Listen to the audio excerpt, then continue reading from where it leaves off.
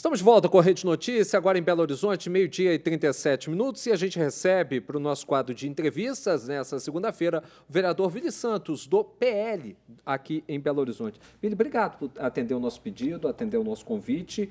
E já quero te fazer uma provocação em relação a ontem. Ontem você esteve no ato convocado pelo ex-presidente Jair Bolsonaro, lá na Avenida Paulista, que contou com a presença, inclusive, do atual governador de Minas Gerais, Romeu Zema. É claro que fica muito difícil a gente não projetar 2026, porque as negociações já estão em andamento, as conversas já estão em andamento e tal. Você acha que há a possibilidade realmente da direita vir com um único nome forte, tanto para Senado quanto para governo do Estado, ou você acha que ainda vai haver muita conversa até lá? André, obrigado. Boa tarde, antes de tudo. Boa tarde. Boa tarde. Primeiramente, é uma decisão que vai passar pelo presidente Bolsonaro, que acompanha o cenário aqui de Minas Gerais muito de perto. E ele sempre foi próximo ao governador Romeu Zema, a gente tem algumas pautas alinhadas, principalmente em questões econômicas. E eu acredito para a direita poder estar no poder aqui em Minas Gerais a partir de 2026, vai ter que compor, né? Fazer uma composição.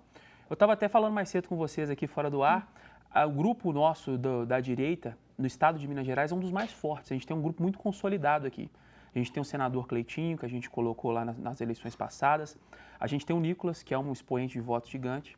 A gente tem o Bruno Engler, que é um grande expoente de votos aqui na capital de Belo Horizonte, principalmente. E tem as novas lideranças que estão chegando. Então, essa composição que possa acontecer, caso o presidente Bolsonaro decida com o grupo ali do governador Romeu Zema, com o governador Matheus Simões, se caso acontecer, vai ser muito boa. Acredito que a gente vai conseguir se manter aqui no poder e estar resolvendo os problemas de Minas Gerais. Você falou de dois nomes aí muito fortes, o Nicolas, que é do PL, e o Cleitinho, que é do Republicanos. É claro que a gente sabe, nos bastidores, o Nicolas sempre falando que ele ainda não se sente pronto para a disputa de um cargo no Executivo. O PL estaria disposto a compor, indicar um vice, seja numa cabeça de chapa liderada por Matheus Simões ou numa cabeça de chapa liderada por Cleitinho? Haveria essa possibilidade? Não só em Minas Gerais, mas no Brasil inteiro, o PL vai fazer muitas composições, né? Obviamente, em estados que o PL tem uma força maior, seremos majoritários, seremos cabeça de chapas, né? Mas em Minas Gerais ou em qualquer outro estado, aí vai passar a decisão do presidente Bolsonaro. Mas o PL não tem isso de nós seremos cabeça de chapa em todas as ocasiões na qual a gente negocie. Então é possível não só em Minas Gerais, mas em qualquer outro estado do Brasil. Só para completar ainda esse panorama, Jana, me perdoe, Sim. Seu nome começou a ser ventilado como um dos possíveis pré-candidatos ao Senado da República em 2026. A gente sabe que 2/3 do Senado serão renovados nessa eleição, são 2 vagas ao Senado, e o presidente Bolsonaro, até mesmo na semana passada, no encontro do PL na última quinta-feira, ele destacou por mais de uma vez, mais uma vez que ele fala isso, a necessidade que ele vê de uma composição maior, de uma vitória, principalmente no Senado. Existe uma pauta que é muito cara à oposição hoje ao governo Lula, ao lado da direita, que é a pauta do impeachment dos ministros do Supremo Tribunal Federal. E uma vitória de grande parte desses 2/3 na mão da direita abriria espaço para que essa pauta fosse colocada em votação. Seu nome está nesse páreo ou você ainda espera um pouquinho mais de tempo? É um dos nomes cogitados. O que acontece hoje? Eu acredito que o Senado de Minas Gerais precisa de uma figura mais ideológica, mais alinhada à direita. O que está acontecendo hoje na República, né, que a gente percebe é que o STF tomou todo o poder. Então a palavra sempre é do STF, o STF está legislando, criando novas leis. A última agora foi a regulamentação das redes sociais, algo que tinha que ter passado pelo Congresso. O Congresso não fez e o STF decidiu fazer. E o Congresso tem que decidir a hora de fazer. E essa é a democracia. A gente vota nos senadores, nos deputados, e eles criam as leis e o STF fica no judiciário. Ele já saiu de lá. Ele está querendo tomar conta de todo o espaço político, está querendo decidir as próximas eleições através de tentar colocar o principal adversário que hoje lidera as pesquisas do presidente Bolsonaro atrás das grades, que a gente sabe muito bem disso. Então a gente tem uma Suprema Corte hoje politizada e alinhada a um lado, perseguindo o outro lado. O que a gente precisa é rebalancear os poderes. Então, se caso meu nome seja decidido dentro da direita de ser esse representante do PL, eu estarei lá à disposição do presidente Bolsonaro. Hoje já tenho 35 anos, sou jovem, tenho muita coragem e estou lá para fazer o que é necessário. Não tenho medo, não tenho rabo preso. Então, a gente vê muitas das vezes aí que os nomes são colocados e a gente vê o judiciário, de certa forma, tentando perseguir esses nomes. Então, para cima de mim, isso não vai pegar, não vai colar. E eu tenho a coragem suficiente para fazer o que é correto lá dentro do Senado Federal. Vereador, falando um pouco aqui, voltando os olhos, né, para Minas Gerais. Minas Gerais tem crescido e muito à direita aqui no nosso estado, como você mesmo disse, é um dos estados mais conservadores. Esse cenário, né, atualmente, ele vai ficar até 2026, até as eleições de 2026, vai se manter ou vocês vão tentar mudar esse cenário para melhor? Eu não acredito que a gente consegue manter esse cenário do que está aqui. Lá na Câmara hoje, nós temos uma Câmara mais à centro-direita, digamos assim, né? Então, a gente fez uma bancada do PL, hoje tem 6 vereadores, mas também tem vereadores de direita mais espalhados na Câmara. E eu acredito que a gente vai tentar aumentar essa projeção, não só na Câmara, mas também no Estado. E, com certeza, eu acho que a gente vai conseguir cumprir esse objetivo aí.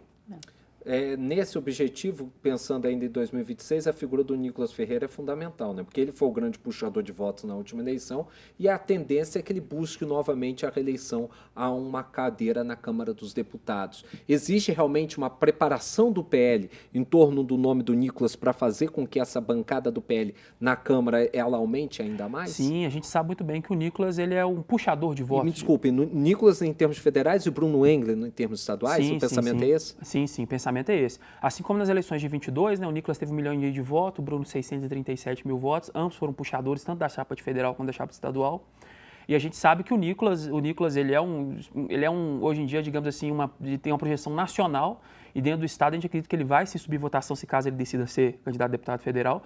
E o Bruno Engler também, caso ele decida ser, já carregando aí não só o que ele trouxe na campanha de 22, mas também uma campanha de prefeitura, na qual ele ficou muito conhecido dentro da capital, onde a gente tem a maioria dos votos, né? A maioria de pessoas ali, de votantes. Então, acredito que ambos ali, eles sejam grandes puxadores nas suas chapas, né? Então, o PL, com certeza, eu tenho certeza que o PL vai fazer a maior bancada de deputado federal e deputado estadual. Tem projeção de número ou seria muito mandinar? Não é muito porque não depende só do puxador, mas também da chapa como um todo, né? Do meio da chapa, do rabo da chapa, quem que vai participar, quais são os candidatos. Então a gente não tem uma projeção já estabelecida, não. Vou botar um foguinho nessa lareira aí. E o Superman? E o Superman que veio de São Paulo, está tentando encaixar uma vaga aí para tentar ser pré-candidato ao Senado. Você acha que é um nome bem-vindo ao PL de Minas Gerais? O Marco Antônio Costa, ele é um nome muito conhecido na direita por causa dos programas que a gente tem ele já fez muitos programas mais à direita, bem politizados, na qual ele apresenta, ele dá a sua opinião. Então, na direita mais ideológica, ele é conhecido. Então, é direito dele, ele é de São Paulo, ele quis escolher Minas Gerais para sair candidato e tal, é direito de qualquer um que queira participar das eleições, de qualquer brasileiro. E ele é um nome muito conhecido na direita, eu conheço até então um cara muito correto, e é o direito dele participar e, se caso decida vir por Minas de verdade, será muito bem-vindo. Seria bem abraçado no PL? Com certeza, da minha parte, sim. Eu não tenho um cargo de decisão no PL, mas como político, como uma pessoa formadora de opinião, eu não tenho restrição ao nome dele. Certo. Bom, no Rede Notícia de hoje, nós estamos conversando com o vereador Vili Santos, do PL. A gente vai agora para um breve intervalo e voltamos em instantes.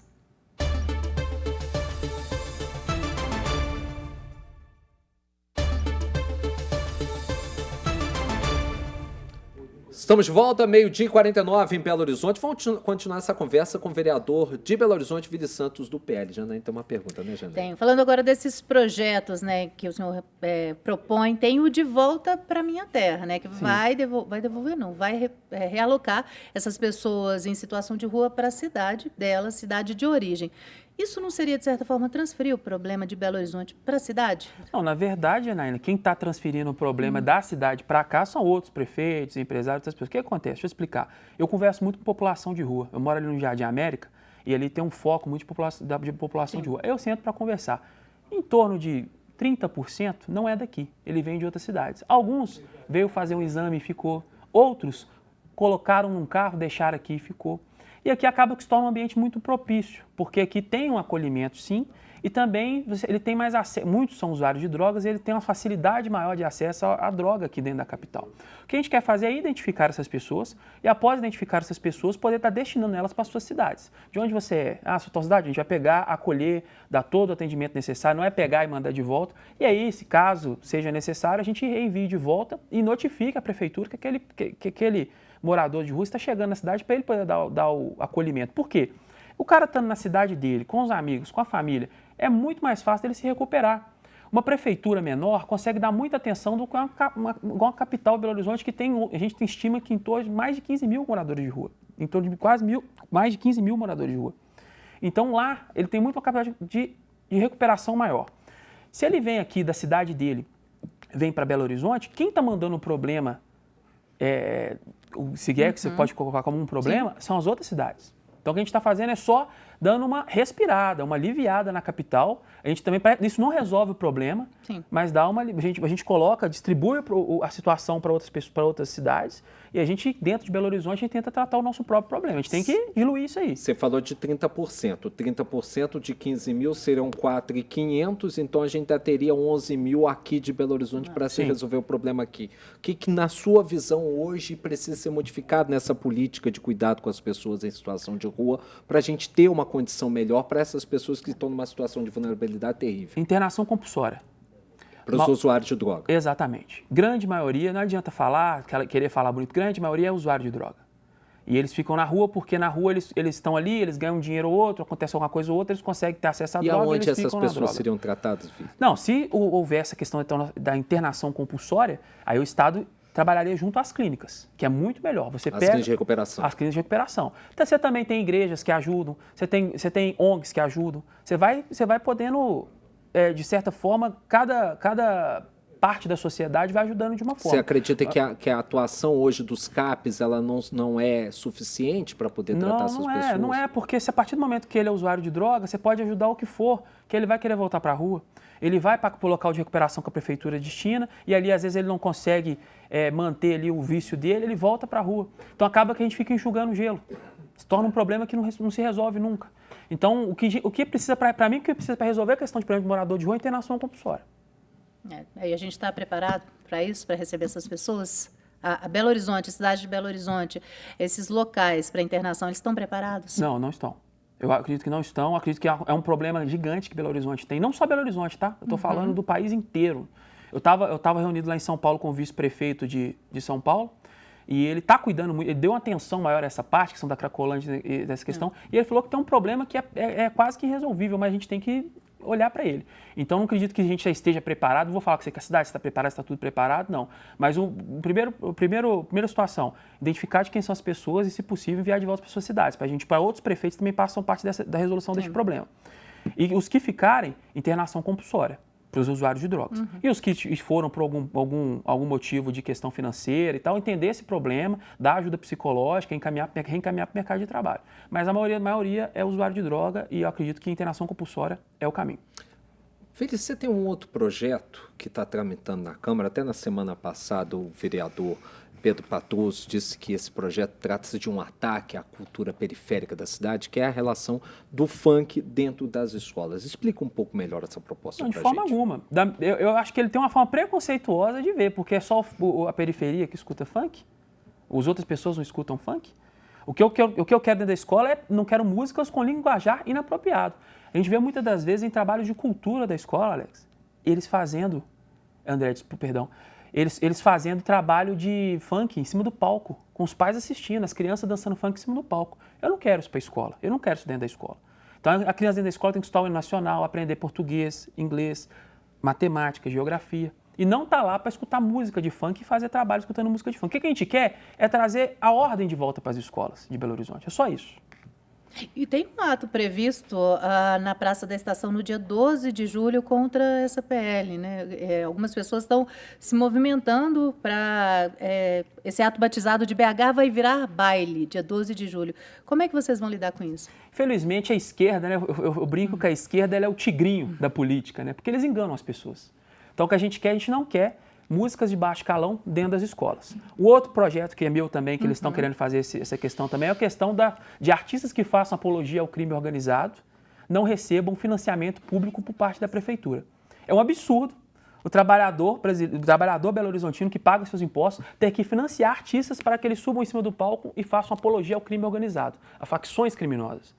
Então, em nenhum momento eu estou querendo proibir funk, em nenhum momento eu estou querendo acabar com o funkeiro, acabar com o show de funk. O que a gente quer fazer é trazer um pouco de dignidade e ordem para a cidade. Agora, se é pegar o dinheiro do pagador de impostos, que é para ir para saúde, educação, segurança, e para financiar artista, para ele subir em cima do palco, fazer comercial de facção criminosa, para falar que ser faccionado é bom, que é bom você andar armado dentro da comunidade, que você tem que entrar para o crime, que é legal você ser do tráfico, que, entre outras coisas que eles fazem, pago com o nosso dinheiro, tá de sacanagem, né? Eu não concordo com isso. E foi para isso que meu eleitor colocou lá, para trazer dignidade, segurança para a cidade de Belo Horizonte. E nós vamos conseguir, nós vamos aprovar. Independente de manifestação que façam. Só para a gente fechar, você tem realmente um viés ideológico muito forte. Você acha que realmente é a seara da Câmara, é a seara correta para discutir essas pautas mais identitárias na cidade? Sim, concordo. O Belo Horizontino, André, ele tem ideologia. Quem falou que não tem? E, infelizmente, a gente vê uma legislação, às vezes, muito demorada quando se trata da esfera federal. Então, eu estou aqui, eu tenho minha ideologia, eu fui eleito para isso, é constitucional e eu vou fazer. O eleitor belo-horizontino ideológico que votou em mim, de direita, eu vou para a nossa agenda para frente. Ele votou em mim para isso e eu estou lá para isso. Obrigado, Vili, pela sua Obrigada. presença. Alex, Viaína, obrigado, agradeço muito de verdade. Minha câmera é essa aqui? Essa aí. E você aí que não me conhece ainda, me siga nas redes sociais, @ViliBR. Você pode ter certeza que vai ter um cara de direita que defende os seus ideais. E tamo junto, acompanhe meu trabalho. Obrigado, Vili. Obrigada. Portas abertas sempre da Rede Catedral de Comunicação Católica, tanto da TV Horizonte como da Rádio América e da Rádio Cultura, para você vir aqui. Já se sinta convidada novamente a estar aqui conosco. Obrigado, André. Obrigado. Termina aqui o nosso Rede Notícia, agradecendo a você a sua companhia diária, você que está nos assistindo pela tela da TV Horizonte e nos ouvindo na América FM e também na Cultura M. Vou te fazer um pedido, siga a gente nas redes sociais, TV Horizonte Oficial e também no Rádio América Oficial. O Rede Notícia também tá lá no YouTube, segue a gente lá, se inscreva no nosso canal Rede Notícia TV e também no canal da TV Horizonte, tvhorizonte.oficial. Agora você vai ficar com Bola na Rede com o Júnior Brasil, trazendo todas as novidades do mundo da bola. Até amanhã, a Rede Notícia volta amanhã ao meio-dia. Fique com Deus, boa segunda, boa semana. Boa Tchau. tarde.